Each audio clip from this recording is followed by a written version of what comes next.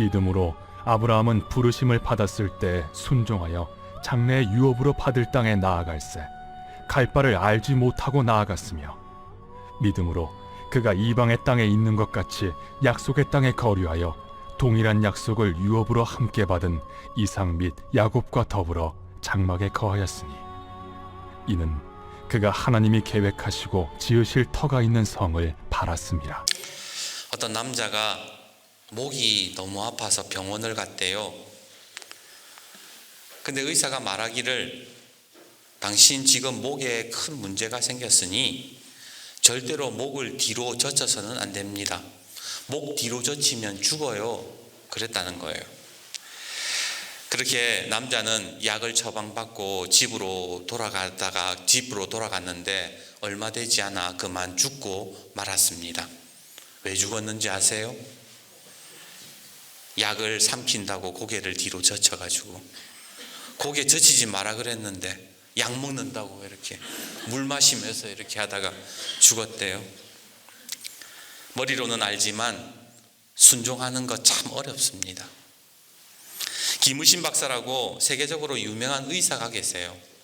이분은 그 유명한 장기려 박사님의 제자이자 암 전문가로 미국 휴스턴 암 전문센터에서 30년 넘게 이 수술을 집도한 분이신데, 이분이 암에 지는 사람, 암에 이기는 사람이라는 책에서 보면 이런 이야기를 합니다.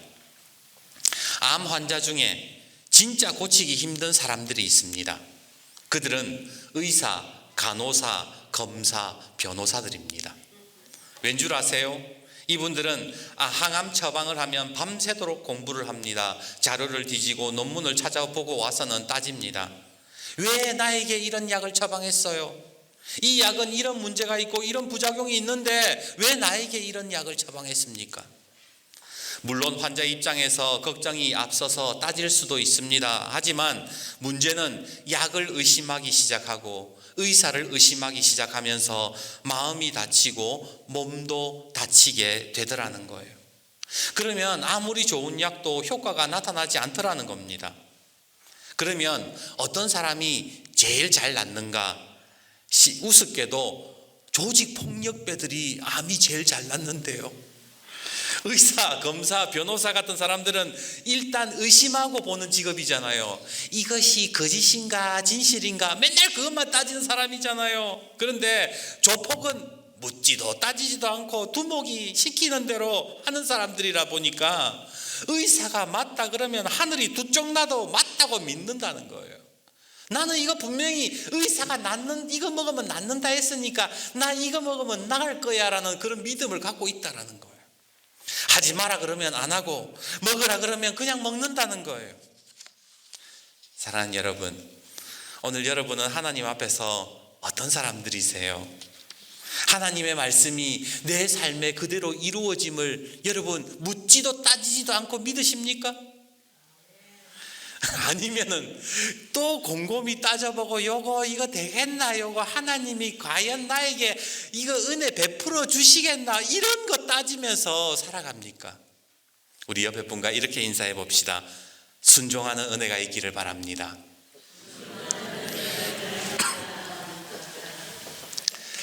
앞으로 우리 교회는 주간 요양보호센터를 건립하려는 목표를 가지고 있습니다. 그래서 지금 저는 사회복지사 공부를 시작했고 동시에 간호조무사 공부를 하고 있지요.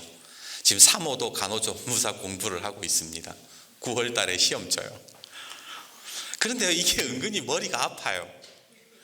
처음 보는 의학 용어부터 외워야 할 것은 많고 하라는 숙제는 뭐가 그렇게 많은지, 괜히 이 수업 듣다가요 자꾸만 속에서 괜히 들었어, 괜히 욕심 부렸어, 그런 마음들이 자꾸만 생겨나는 거예요. 은근슬쩍 후회가 돼요. 사실 솔직히 여러분, 고등학교, 대학교, 신학대학원에다가 대학원 석사까지 했으면 이제 그만할 때도 됐잖아요. 박사과정도 공부하다가 이거 이제 별 의미 없다 그래서 관뒀거든요. 여러분 앞에서 나이 이야기하기가 참 송구스럽습니다만 이제 한 50쯤 되면 자리에 앉아서 공부하라 그러니까 머리가 아파요. 징글징글해요. 이제 두꺼운 책만 봐도 그냥 징그러워요. 근데 이 징글징글함보다 저를 더 힘들게 하는 게 뭐냐? 막연함이고 막막함입니다. 한참 공부를 하다가 이런 생각이 들어요. 실컷 이렇게 자격증 따놓고 이거 주간 요양센터 못하면 어떡하지? 건물은 저거 지을 수는 있을까? 돈은 또 어디서 구하지? 정말 내가 이렇게 하는 게 맞는 걸까? 하나님이 정말 도와주시기는 하긴 한 걸까? 이게 비전은 맞은 걸까? 별의별 생각이 다 들어요. 솔직히 확실하다면요, 누가 의심하겠습니까? 누가 딱 저한테 와가지고 내가 5년 안에 이 건물 세워줄게, 내가 한 5억 줄 테니까 건물 세워줄 테니까 니는 공부만 해라 그러면 저는 의심 없이 기쁜 마음으로 열심히 공부할 것 같아요. 그런데 막막하니까, 막연하니까, 확신이 안 서니까 자꾸만 불안하고 의심이 생기는 거잖아요. 목사가 뭘 저렇게 의심이 많고 불안이 많나 싶지만 어쩔 수 없어요. 저 원래 그런 인간인가 봐요. 마음 같아서는요, 성경에 나오는 그 믿음의 사람들처럼 하나님이 탁 나타나셔가지고 귀에 대고 아들아 걱정하지 마라 내가 건물 세워줄게 이러면 뭐 얼마나 좋겠어요. 그런데 하나님이 말씀도 안 해주세요. 아브라함에게 나타나셨던 하나님, 이삭과 야곱의 하나님이 그러셨던 것처럼 좀 나에게 확신을 주시면, 확답을 주시면 내가 의심 1도 안 하고 공부만 할 텐데 그게 아니잖아요. 한 번은 너무나도 막막한 마음에 공부하다가 때려치우고 그 연습장에다가 그 볼펜으로 뭐 낙서하듯이 뭐 끄적끄적 끌어 썼어요. 그 뭐라고 썼냐면 이렇게 썼어요. 공자는 말했다. 지천명이라고. 나이 50이면 하늘의 뜻을 안다고 하는데 나는 아직도 모르겠다. 어린 시절 뭣도 모르고 나는 특별하다고 생각했다. 어디를 가나 사랑받으며 특별한 목표도 없이 그저 성공할 수 있을 것이라 믿었다. 그 생각은 신학교 가서도 달라지지 않았다. 실력은 쥐뿔도 없으면서도 뭔가 대단한 목회, 큰 교회 담임 목사가 될 것이라고 믿었다. 무슨 자신감이었을까? 광덕교회에 부임하던 날도 희망에 부풀어 있었다. 하나님이 반드시 이 교회를 부흥시킬 것이라 믿어 의심치 않았다. 그러나 5년이 지난 지금 달라진 것은 없다. 극적인 부흥도 이루어지지 않았고 뭔가 이루어 놓은 것도 없다. 오히려 늘어난 것이라곤 가식과 불안과 걱정, 그렇게 나이 50을 향해 달려가고 있다. 나는 지금 뭘 한 거지? 왜 하나님은 나를 이곳에 부르신 걸까? 막막함을 경험할 때마다 여전히 하나님을 의심하는 나는 참 믿음이 없는 목사인가 보다. 주여 나의 믿음 없는 것을 도와주소서. 막 이렇게 썼어요. 그렇게 글을 기적거리는데 성령님께서 생각나게 하시는 말씀이 하나 있었어요. 그게 바로 오늘 본문의 말씀 히브리서 11장 8절이었습니다. 우리 11장 8절 말씀을 같이 한번 읽어봅시다. 시작. 믿음으로 아브라함은 부르심을 받았을 때에 순종하여 장래의 유업으로 받을 땅에 나아갈새 갈 바를 알지 못하고 나아갔으며. 이 말씀이 갑자기 생각이 나는데 성령님이 이렇게 말씀하시는 것 같았어요. 야, 아브라함도 그랬어. 아브라함도 갈 바를 알지 못했어. 갈 바를 알지 못했다는 게 여러분 무슨 말입니까? 내가 어디를 가야 될지 목적지를 몰랐다라는 거예요. 목적지를 모른다는 것은요, 지금 내가 뭘 해야 되는지를 모른다는 거예요. 뭘 해야 될지 모른다는 것은요, 어쩔 줄을 몰랐다는 거예요. 아브라함도 하나님 부르심 받고 일단 나오기는 나왔어요. 순종하기는 순종했는데 뭐예요? 어쩔 줄을 몰랐다는 거예요. 이 말씀이 얼마나 저에게 큰 위로가 되었는지 모릅니다. 우리는 가끔 살아가면서 이렇게 질문하잖아요. 내가 지금 이렇게 살고 있는 게 맞는 건가? 내 인생은 왜 이렇게 막막하고 왜 내 앞길은 보이지 않는가? 과연 하나님이 내 삶을 인도하신다는데 그게 맞는 건가? 이런 생각 들 때 있잖아요. 그런데 아브라함도 그랬다는 거예요. 아브라함도 나오라 그래서 나오기는 나왔는데 하나님이 보여주시는 게 없어요. 막막해요. 갈 바를 알지 못했어요. 여러분, 성경을 한번 보십시오. 뭔가를 인생에서 자기가 뭔가가 될 것이라고 알았던 사람은 없습니다. 다 갈 바를 알지 못했어요. 야곱, 그는 자신이 나그네로 평생 떠돌아다닐 줄 알았습니까? 요셉도 그 마찬가지잖아요. 그 인생에 노예와 제수를 거쳐서 애굽의 총리로 세워질 것이라고는 아무도 알지 못했습니다. 자신도 몰랐어요. 다윗도 그랬고 욥도 그랬고 선지자들이 그랬어요. 갈 바를 알지 못했어요. 문제가 생겼을 때에 어쩔 줄을 몰라 했어요. 그럼에도 불구하고 그들이 어떻게 살았는가, 바로 그 성경에 답이 있더라는 거예요. 오늘 히브리서 말씀은 뭐라고 얘기합니까? 하나님을 믿음으로 나아갔다. 그걸 이야기하고 싶었던 거예요. 내 인생의 앞길, 내일 일을 모르는 내 인생에서 내가 알 수 있는 게 없잖아요. 어쩔 줄 몰라 하잖아요. 그런 상황 속에서 믿음의 조상들이 어떻게 살았느냐, 히브리서 11장에 쭉 사람들의 이름, 믿음의 조상들의 이름들을 나열하면서 이 사람들이 어떻게 살았는가 한번 봐라는 거예요. 하나님을 믿음으로 나아갔다. 그걸 이야기하고 싶었던 겁니다. 부산 효성교회를 다니시는 유형경 집사님이라고 계세요. 오늘은 이분의 이야기를 잠깐 해드릴게요.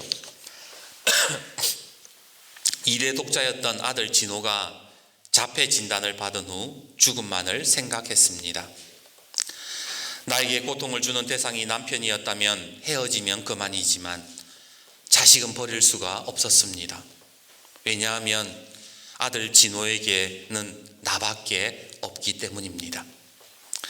자폐라는 장애를 안고 산다는 그것은 너무나도 고통스러웠습니다. 하지만 우리를 더 힘들게 했던 것은 사회의 높은 벽이었지요. 부모 욕심에 무작정 일반 초등학교에 넣었다 입학 한 달 만에 장애가 있다며 쫓겨났고, 주변의 편견과 오해는 우리를 끊임없이 괴롭혔습니다.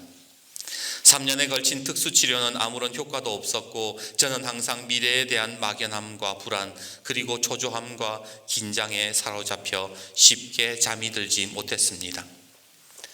아들을 붙잡고 엉엉 울기를 수천 번, 진호와 함께 죽으려고 아파트 베란다 앞까지 간 적도 한두 번이 아니었습니다. 그러나 하나님께서는 그런 진호를 그냥 버려두시지 않았습니다. 셀 수 없이 자살을 꿈꾸던 나의 입에서 오 하나님 제발 도와주세요라는 절규의 기도가 터져나오게 되었습니다. 여의도 순복음교회에서 신앙생활을 하던 진호 엄마는 어느 날 기도 가운데에 하나님의 음성을 듣게 됩니다. 하나님이 그러시는 거예요. 하나님 자살 시도도 여러 번 하고 죽으려고 그러는데 하나님이 그 기도할 때에 진호 엄마에게 그러시는 거예요. 네가 정말 진호를 사랑하는 게 맞느냐? 이 아이는 너의 것이 아니라 나의 것이다. 사랑하는 나의 자녀다. 네 소유라고 생각하지 말고 내가 맡겨준 대로 키워라. 그 아이에게는 나의 계획이 있다. 이렇게 말씀하시더라는 거예요. 그 순간 회개의 기도가 터져나오기 시작했고, 하나님 용서해 주세요. 하나님 용서해 주세요. 제가 내 아들을 진심으로 이해하려 하지 않았습니다. 우리 아들을 포기하지 않는 참된 사랑과 용기와 지혜를 주십시오. 그렇게 기도를 하게 되었습니다. 그렇게 회개 기도를 하고 난 이후 삶이 달라지기 시작했어요. 아들을 보는 눈이 변했습니다. 하나님께 아들을 맡기기 시작했고 하나님의 인도하심을 바라보기 시작했습니다. 그렇게 하나님 지금 내 삶이 여전히 막막하지만 하나님께 맡기기 시작하면서 살아갈 때에 진호의 자폐가 조금씩 호전되는 것을 보기 시작합니다. 그리고 11월 장애아 통합 교육을 하는 경기 수원 중앙 기독초등학교에 입학을 하고 이 장애를 보호하는 이 학교에서 아들 진호가 수영에 재능이 있다는 것을 알게 되지요. 그렇게 진호는 수영 선수가 되었고 고등학교 2학년이 되었을 때에 체코에서 열린 세계 장애인 수영 선수권 대회에서 금메달, 은메달, 동메달 무려 메달을 3개나 걸게 되었고 이후 각종 세계 수영 선수권 대회에서 금 5개, 은 3개, 동 4개를 획득하는 성적을 거두게 됩니다. 이 이야기는요, 여러분 예전에 MBC 그 일요일 밤인가 뭐 진호야 사랑해라는 뭐 신동엽 나오고 막 이래가지고 그 매스컴에도 아주 타가지고 아주 유명해진 그런 내용이지요. 그래서 오늘 한 20년 전인데 지금은 진호가 어떻게 사나 싶어가지고 제가 인터넷 검색을 해보니까 이 진호군은 29살까지 대한항공 프로 수영선수로 활동을 하다가 지금 부산 남포동에서 카페 사장님이 됐어요. 그래서 카페를 하다가 또 그만두고 진호 돼지국밥 이래가지고 돼지국밥 사장님이 되었다가 지금은 다시 하나님의 인도하심을 바라보며 엄마와 새로운 일들을 구상하고 있다고 하지요. 내 인생에 내 아들이 자폐라는 진단을 받았을 때 얼마나 막막하겠습니까? 얼마나 많이 절망하겠습니까? 이제 이 아이를 어떻게 키워야 하나? 내가 죽으면 이 아이는 어떻게 사나? 그런 마음들이 얼마나 절망스러웠겠습니까? 하루에도 수천 가지 불안과 걱정에 어쩔 줄을 몰랐습니다. 그런데 어쩔 줄 몰라 하는 상황에서 하나님 바라보고 하나님의 인도하심을 믿으며 하루하루 살아가다 보니 그 아들 진호에게 수영선수라는 하나님의 계획이 있었고 카페 운영자, 식당을 운영하게 하시는 하나님의 인도하심을 경험할 수 있었다라는 거예요.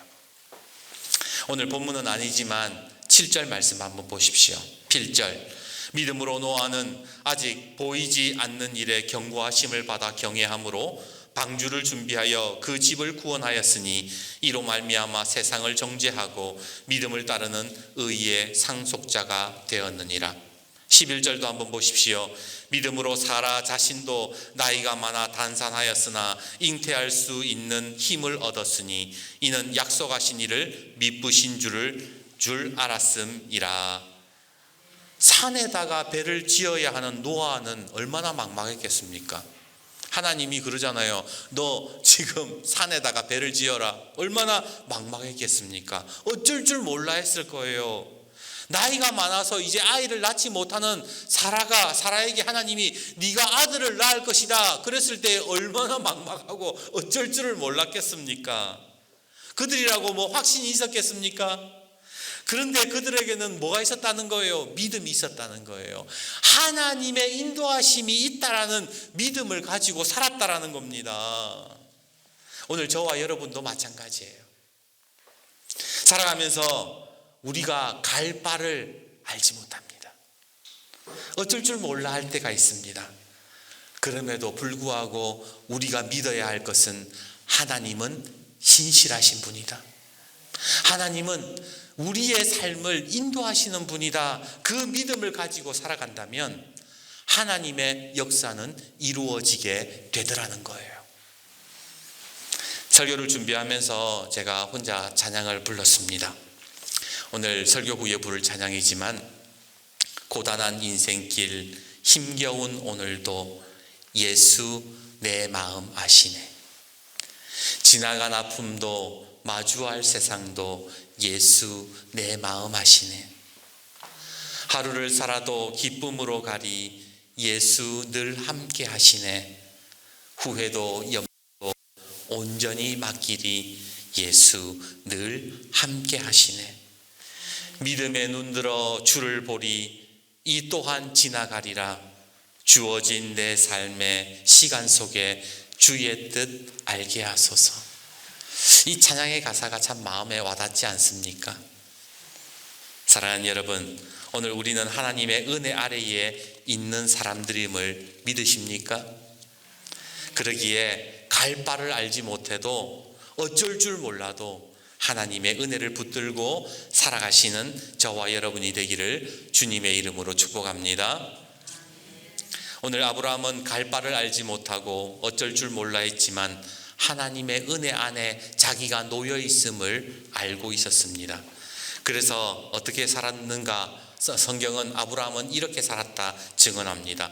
우리 9절과 10절을 같이 한번 읽어봅시다. 9절과 10절입니다.